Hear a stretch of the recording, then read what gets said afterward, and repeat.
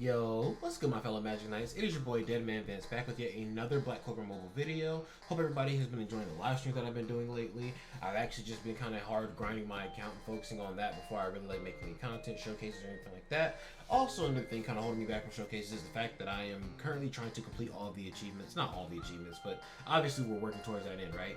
And I'm trying to actually actively grind the achievements. And one of the achievements is losing in arena a certain amount of times, and I'm literally losing on purpose in arena right now, so I can't really do a full showcase because, you know, showcase would entail doing PvE and PvP content, right?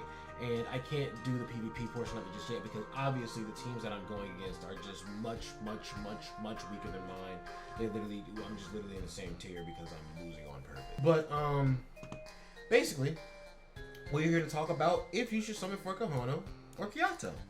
And I know that they've been out for a few days already, but I know that some people could have already summoned for them and are kind of like not finishing up their rotation, and they're kind of like sitting there thinking like, oh, should I finish the rotation? Should I summon some more? Then there are others who are kind of like on the fence like, oh, no, I don't know about this one. So they haven't even summoned yet. Well, I'm going to give some thoughts on my experience using both the mages, and I like to take my time with the characters to make sure that I am giving you the most accurate information that I can. So, let's start with Kahono because Kahono is literally the one I summoned first. She was the one I was more interested in upon reading it on paper, but then using the units, you'll actually be surprised by what happened. But one thing that I do want to know is Kahono is the first blue SSR healer. The only blue healer that we had was Charmy, and Charmy is actually pretty great. But as Kahono is an SSR, she has higher stats, and you know that healing is typically based off of magical attack. Kahono's healing is actually based off of her maximum HP that we'll see, and I just like that better because I've gone into events before where your magical attack gets lowered, but I've not gone into an event, I believe so, where my maximum HP stat has been lowered. So let's go ahead and start talking about her skills. We have skill 1, Destructive Beat. It is a single target, and the damage multiplier is going to be 65% to attack and magical attack. That doesn't really matter too much because she is a healer character, like literally. She's not a DPS healer, not at all. No, she's not meant to do damage. Fires Wada in the form of a sound wave, dealing damage to an enemy. Grants the ally with the lowest HP continuous HP recovery equal to 4% of their maximum HP for 4 turns. And if you can get this skill up to level 5, it will increase it to 8% of their maximum HP for 4 turns. This skill is phenomenal because it prioritizes the ally who has the lowest HP, which typically is like your tank, if they're tanking properly, right? If they're actually getting, taunt. I don't like that taunt is a debuff that you put on enemies versus taunt just being like a buff on yourself. But as long as your tank is like taking all the aggro, and typically tanks get targeted more so anyway, just because they would have the highest stats, and I guess the AI that you're going against would see them as the biggest threat. Those are the characters that are going to have like the lowest HP, and like this gives your tanks a lot more survivability because if they're healing for 8% of their maximum HP each turn, like imagine a turn where all the enemies on the enemy team do single targets and they all hit your tank, but your tank ate that shit, and then you do this first skill on Kahono, and keep in mind this is the first skill, so you can just spam this, dude. You do the first skill, and they gain continuous HP recovery, and on the start of their turn, they just heal back up to max HP. Can you imagine how ridiculous that would be? And then say your tank kind of like slips and then somebody else gets attacked.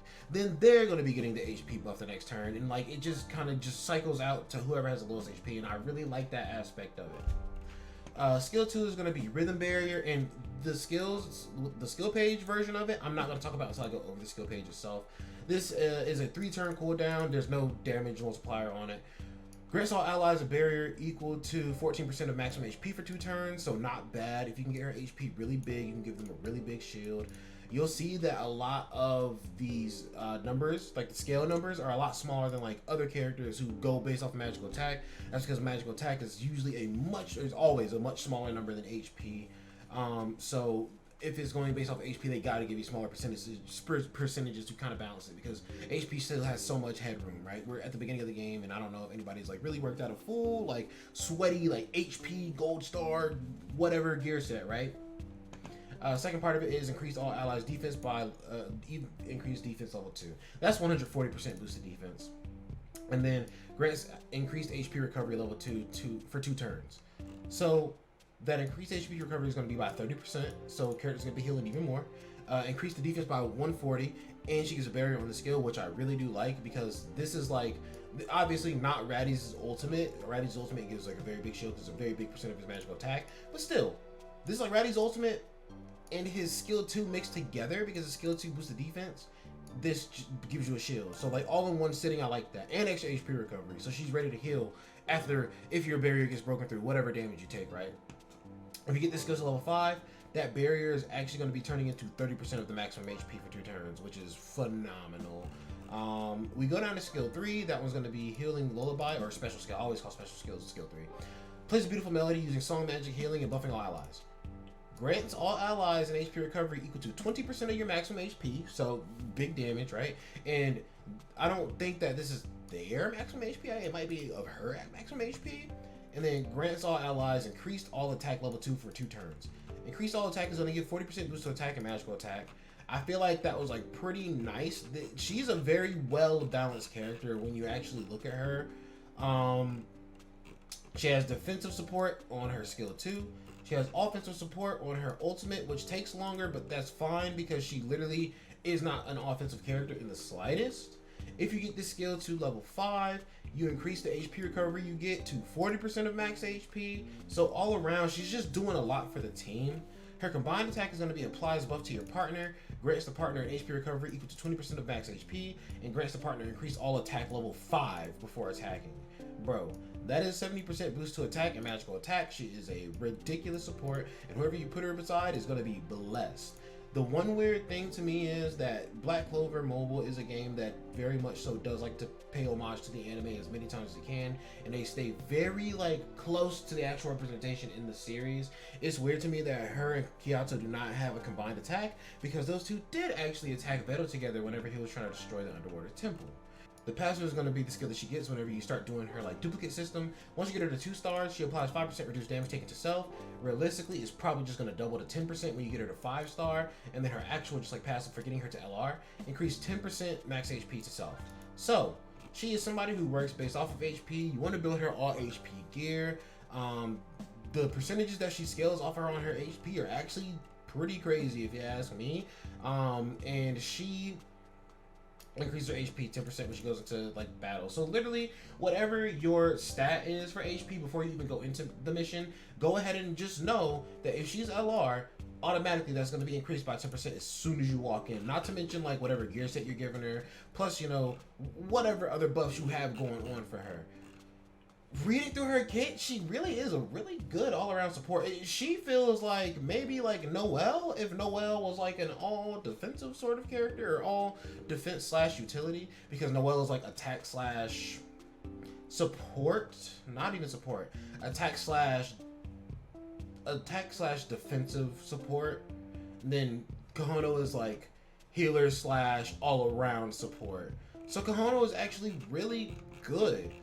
Now, actually using Kahono, if you do not have this skill leveled up, or you do not have the gear to give her big HP, I don't know that you're going to be having a good time with her, because I'm not going to lie, like the first time I used her and I saw that little like, this skill right here only did like 4,000 like healing, I was like, what is that? What is that even really anything?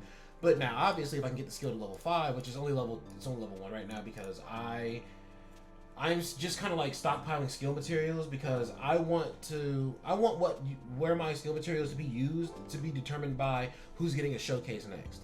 And right now I already have like the first unit who's going to be getting a showcase, because they already have all 5 level skills. But yeah, once you can get this maxed out and you can get that HP gear, she's going to be like really, really ridiculous. I feel like that HP gear might be a bit of a restriction for her, because like everything is based off of HP for her. So that HP gear is absolutely crucial. If you are not to a point where you can farm the gear stage for that gear, then she might not be the best for you to summon for right now. Whenever I talk about who to summon for, I think about it from a perspective of a free-to-play player, because that is who really keep the game running. You know, there are people who are going to spend money in the game no matter what, you know, just dump bread wherever they want to. But then you have people who are actually trying to like grind the game and learn the game and things of that nature, and those are the ones who spend like the hours in the game and shit. People who spend money in the game don't have to grind as hard as them, so like maybe they're not spending as much time in the game, right? But like those free-to-play players are giving the company a lot of fucking traffic. So, you know, I like to think about it from a free-to-play perspective, because even if you're not willing to spend money, you should still be able to experience the game for free how you want to. And if you're a free-to-play player, if you can farm the gear stage already, I would say Fauna's like a good Fauna. I would say that Kahono is a good summon. If you cannot farm the gear stages, maybe if you want to, like, she's not a bad character. If you want to do it, you can, and she's like a really crazy support. And let's also talk about her skill page, because when you see her skill page, that can kind of help you determine, because like there's a you get the skill page or you don't. Obviously you can use another skill page to put onto the character, but like I just don't like the thought of that, because without their skill page, you're missing out on a passive that is literally directly catered to that mage in their kit. But also, you miss the buffing of another skill, and that is just like massive. Like some of the buffs on the skills that you get just turned into a completely different skill. Let's look at her skill page and also see the extra effect that you get on her skill too. So her skill page is called Song of Healing. Song of Healing has a 35% chance of restoring 10% of all allies' maximum HP upon being hit by a crit. That's at level 1. If it's at level 5 or level 6, you get a 20% of all allies' maximum HP back. Right, and this is when she gets crit, so I feel like this is really cool, like a kind of like a countermeasure. Like say everybody's almost dead and she gets hit with a crit, because if you get hit with an AoE and everybody gets really low health, she can instantly like heal him back and bring him back to the brink of death with this alone, right? But that's obviously with her skill page, which I need to acquire. This is the only character specific skill page in the game I am missing right now. Her skill 2 has the barrier, has the increased defense, has the HP recovery boost, right? If you have her skill page, it also dispels 2 debuffs for you. So not just DOT like bleed, poison, shock, but like anything like defense down, attack down, like anything like that, stun, all that, right? So that's actually super duper helpful. She is a very, very good support. As a free to play, summon if you wish. She is not a bad like mage to add to your account. But if you are stagnant, or not stagnant, if you are like hesitant on summoning for her, then I also understand, because if you are not able to farm out the proper materials to get her to where she needs to be, then she's just not going to be hitting as hard as you want her. Not hitting, but when I say hitting, I mean like doing the intended thing that you want her to do as much as you think she will.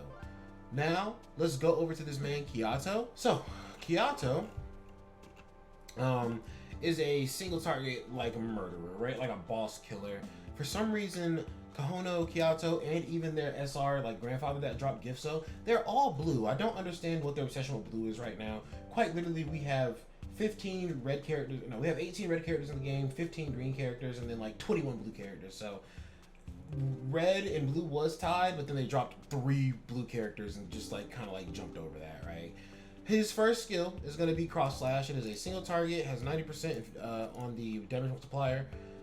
Upon having a buff, attacks after applying 15% increased damage to yourself. So, when I see things like this, it kind of reminds me of Amplify from Grand Cross, where it's like, for every buff you have, you get this extra amount of damage. But instead, it's not even about how many buffs you have on this skill specifically. It's about having a buff in general. Upon having a buff, attacks and applies 15% increased damage. So, what does increased damage mean? Increased damage is not increased to attack and magical attack, because an increase to magic attack and attack would literally just say increase all attack. Increase the damage means all form of damage that could be dealt to a enemy, it will be increased. So physical attack, magical attack, crit damage, penetration damage, like anything that is damage directly hitting the enemy. If you get this skill to level 5, this multiplier jumps up to 110%, not too bad. His skill 2 is Swirling Torrent. This is a skill 2. It's AoE, and it is 2 turns, and the multiplier on it is 52% or 50% at level 1.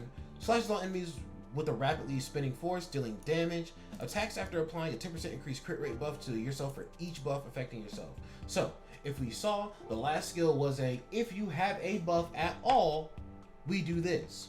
Now, this skill is going to be, if you have multiple buffs, for every buff that you have, we do this, right? So you can just see he is a character that wants to be buffed. You're going to want to run him with a supporter, or honestly, with Gifso and Kahono, these characters actually all do have really good synergy. I feel like, do you think maybe these guys are meant to kind of like help in the Blue Gear stage for a lot of people? I mean, obviously they have to create the characters in advance, but I feel like, or not Blue Gear stage, the Red Gear stage. I feel like these guys are meant to help the Red Gear stage because Gifso is a supporter, if you guys don't know. Kahono is like a healer that has a lot of extra utility to her, that gives a lot of buffs with her stuff. And then this man gets extra effects off of buffs, basically. Like, so they're a really good comp. Attacks after applying 10% increased crit rate buff to yourself for each buff on yourself. So if he has like crit buff, 4 buffs on himself, he literally is going to get like a 40% increase to crit rate. That is ridiculous. You know who I've been focusing really hard lately? Yami, because Yami is like my favorite character in the show, right? And Yami is a character who does not innately have a lot of crit rate, but when you get into the fight, there are a lot of means to buff his crit rate via buffers, via his skill page, via effects on his attacks, right? A lot of different ways to buff his crit rate. Buff crit rate is a ridiculous thing, especially when your crit damage is really high. And I'm going to go ahead and let you know now, Kiato's crit rate base at level 100 is like 50%. So, or not crit rate, crit damage, right? So not too bad on the damage that he's doing. You could obviously boost his crit damage if you really felt like. But yeah, increasing that crit rate is always going to be good because crit is always going to hit harder than like a regular attack. If you get this skill to level 5, the multiplier on the damage jumps up to 62% of attack and magical attack. And the crit rate increase that he gives himself is 15% and not just 10%. His ultimate skill is going to be Dancing Vortex. It is a special skill. I said that already. It's a single target, and the multiplier on it is 165%. Slashes an enemy with a sword in a dancing motion, dealing damage. If you have 2 buffs, guaranteed crit. So not only does he have a skill that boosts his crit rate, he has a skill that just gives him guaranteed crit if the conditions are right. Attacks after applying a 15% increased accuracy buff to self for each buff affecting yourself. So every buff that you have, say you have 4 buffs, your accuracy is increased by 60%. Now, there's not really any percent chances within his kit right here. It's just like percent boost. Those percent boosts are flat. So accuracy probably not hitting those, right? Where his accuracy comes in is the effect that he gets from his skill page. But first, let's go over his combined attack here. Once again, a weird option to not give him and Kahono like a combined attack. Kahono literally could have just buffed this man, and then he could have done like crazy damage to all the enemies or a single enemy. If an enemy is taking continuous damage, deals 30% increased damage to yourself before attacking. Now, it is so easy to put DOT on like enemies, like from bleed to poison to the shock to burn. I was gonna call it fire. If they have continuous damage of any form, he is increasing his damage dealt by 30%. And as we just went over, increased damage is not just attack and magical attack. Attack, magical attack, crit damage, penetration, you name it. If you get this skill to level 5, he increases his damage by 50% right here. And this multiplier jumps up to 85%. The multiplier is not really that what's important in this. What's important is that he increases his damage by 50%. If you come down to his passive, and this is the one from his stars, getting him to 2-star applies 5% increased damage to self, and then getting him to 5 stars will probably just give him 10% increased damage to self. And then his passive for becoming an LR applies exciting dance buff to self whenever receiving a buff. So, what we talked about earlier on his ultimate, where it said if he has 2 buffs, he is guaranteed to crit. Every time he gets buffed once, he gets an exciting dance buff. So, giving him 1 buff technically just kind of like automatically guarantees him that guaranteed crit on his ultimate. Now, what does exciting dance do? 5% increase to endurance, which combats penetration, kind of like pierce and resistance in Grand Cross. 5% increase to block. I do not see a stat named block in the game anywhere, so this is probably either defense or fortify, and fortify I'm pretty sure is just damage reduction. After exciting dance has reached 5 stacks, so at a point that exciting dance would reach 25% increased endurance and 25% increased block because it stacks up to 5 times. Gain idle debut debuff, or gain idle debut buff for 2 turns. So, how I just said this will give you 25% on both if you stack it up 5 times. Nope. You stack it up 5 times, they're going to give you an extra 5% on that. They're going to give you 30% endurance, 30% increased block, but also they give you 50% increased damage. Kahato. Jeez. Kiato is an actual boss killer, like a murderer, manslaughterer, right? He has like the 5th highest attack stat in the game, I believe, like physical attack. And he just gives himself so much, he's going to be hitting really fucking hard. Let's look at his skill page real quick too, because that is just another piece to this crazy, crazy puzzle.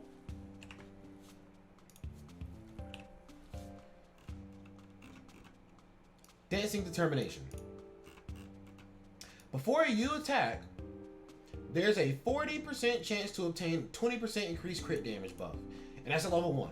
At level 5 or 6, 60% chance to obtain a 40% increased crit damage buff. Here's where the accuracy comes into play. This has a 40 to 60% chance dependent on the level that you get this to. If he is increasing his accuracy per buff on him, and he gives himself idle or exciting dance per buff he gets, and that is also a buff itself, his buffs are going to be a stupidly high number. His accuracy is going to get boosted stupidly high off of one of his skills. Then, this is going to be proccing basically all the damn time. Like, that extra increased crit damage is just going to be ridiculous. Also on his skill 2,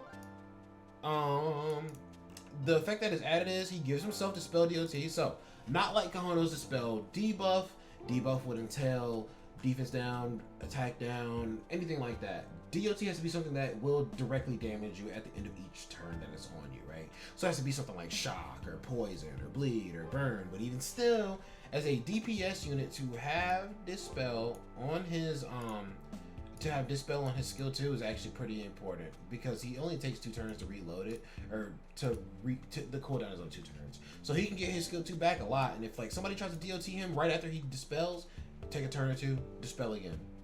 If DOT was dispelled, gain 1 stack of Exciting Dance. So, do you gain a stack of Exciting Dance when you gain a stack of Exciting Dance? Because imagine you dispel a debuff.